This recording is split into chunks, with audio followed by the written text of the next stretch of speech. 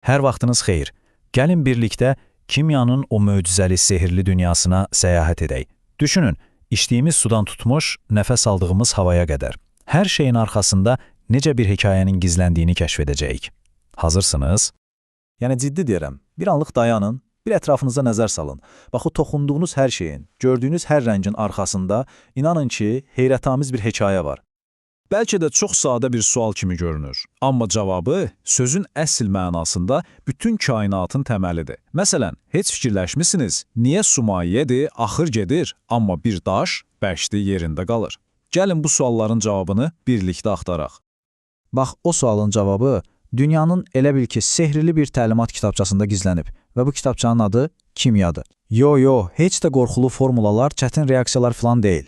Tam əksinə, kimya ətrafımızdakı dünyanı başa düşmək üçün əlimizdə olan ən güclü, ən maraqlı bələdçidir. Gəlin ən təməldən başlayaq. Maddə, hal-hazırda əlinizdə tutduğunuz telefon, bəlkə də içdiyiniz çay, hətta heç fərqində olmadığınız o nəfəs aldığınız hava. Bax, bunların hamısı maddədir. Niyə? Çünki hər birinin bir çəkisi, bir kütləsi var və müəyyən bir yer tuturlar. Bu qədər sadə. Yaxşı, bəs bu maddələri bir-birindən necə fərqləndiririk? Əslində iki əsas yolu var. Birincisi, fiziki xassələr. Bu, elə bil ki, maddənin şəxsiyyət vəsiqəsidir. Yəni, rəngi, qoxusu, forması.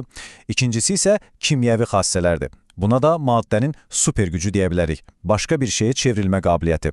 Gəlin, bunu bir nümunə ilə daha aydın başa düşək. O super gücü, yəni kimyəvi xassəni başa düşmək üçün kiçik bir hekayəmiz var. Deməli, təsəvvür edin, hamımızın tanıdığı dəmir adam bir gün leysan yağışın altında qalır. Səhər oyanıb, bir dənə görsə yaxşıdır. O parlaq kostyumunun üstündə qəribə, qəhvəyi ləkələr var.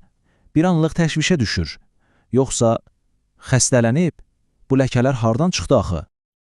Xeyr, heç də xəstələnməyib. Sadəcə olaraq onun o möhtəşəm dəmir kostyumu havadakı oksigenlə bircə kimyəvi bir macəraya atılıb və bu macəranın sonunda tamamilə yeni bir maddə ortaya çıxıb. Pas. Bax, dəmirin kimyəvi xassəsi o, super gücü məhz budur, paslana bilməsi. Yaxşı, pası anladıq, amma gəlin daha da dərinə gedək. Dəmirin özündən də, pasdan da daha kiçik ölçüyə enək. Maddənin ən fundamental tikinti bloku nədir? Və budur, qarşınızda hekayəmizin əsas qəhrəmanı atom. Adı qədim Yunan dilindən gəlir, mənası da bölünməz.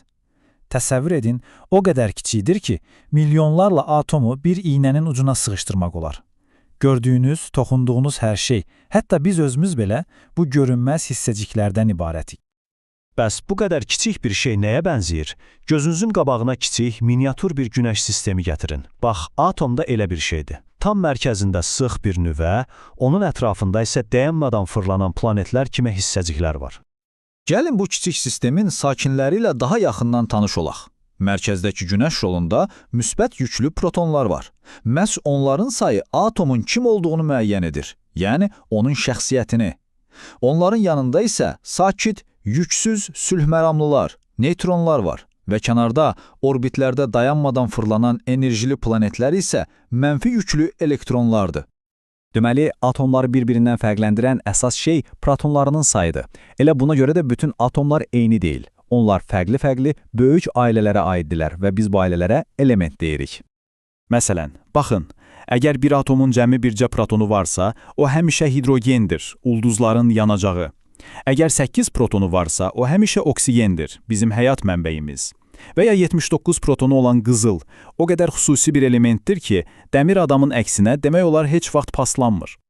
Yaxşı, bəs bütün bu element ailələrini bir yerdə necə görmək olar? Dahi alim Dmitri Mendeleyev onlar üçün sanki nəhəng bir yaşayış binası dizayn edib.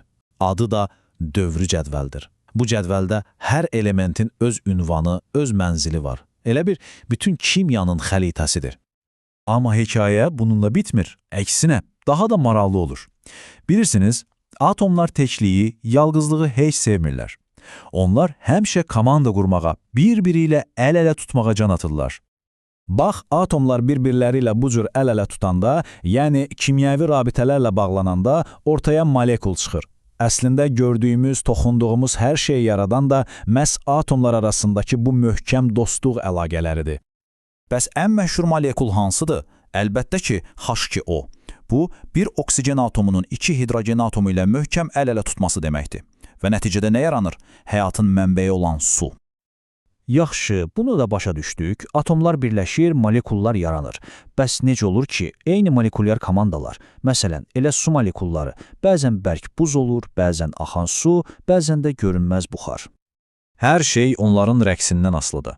Təsəvvür edin, bərk halda molekullar nizamlı şəkildə çiyin-çiyinə dayanıb, sadəcə yerlərində titrəyirlər. Sakit bir rəqs kimi. Maye halda isə daha sərbəstdilər. Bir-birlərinin yanından axıb keçirlər. Qrup rəqsi kimi. Qaz halında isə əsl parti başlayır. Hərəsi bir tərəfə uçur. Xaotik, yüksək enerjili bir rəqs. Və nəhayət gəldik əsl sehrin baş verdiyi ana. Buna kimyavi reaksiya deyilir. Bu elə bil ki, atomların qatıldığı böyük bir məclisdir və bu məclisdə atomlar öz köhnə rəqs partnyorlarını dəyişib tamamilə yeniləri ilə əl-ələ tuturlar. İstəyirsiniz bu məclisi elə indi özümüz yaradaq? Çox asandır. Sadəcə bir stəkana biraz çay sodası tökün. Sonra ehtiyatla üstünə biraz sirkə əlavə edin. Və sadəcə izləyin, görün məclis necə başlayır. O şıldayan qabarcıqları görürsünüz. Onlar sadəcə köpük deyil, əziz dostlar. Bu, sizin indicə yaratdığınız tamamilə yeni bir maddədir. Karbon qazı. Bəli, siz indicə gözünüzün qabağında əsl bir kimyavi reaksiya həyata keçirdiniz. Möhtəşəm deyilmi? Gördüyünüz kimi, dünya sadəcə cansız əşyalardan ibarət deyil. Əslində o, atomların qurduğu sonsuz sayda kiçik dostluqlardan, enerjili rəqslərdən və möhtəşəm məclislərdən ibarətdir. İndi gəlin, ətrafınıza bir də bu gözlə baxın. Görəsən siz bu gün başqa hansı kimyavi macəraları kəşf edəcəksiniz. Çünki unutmayın, hər şey kiçik bir sualla başlayır.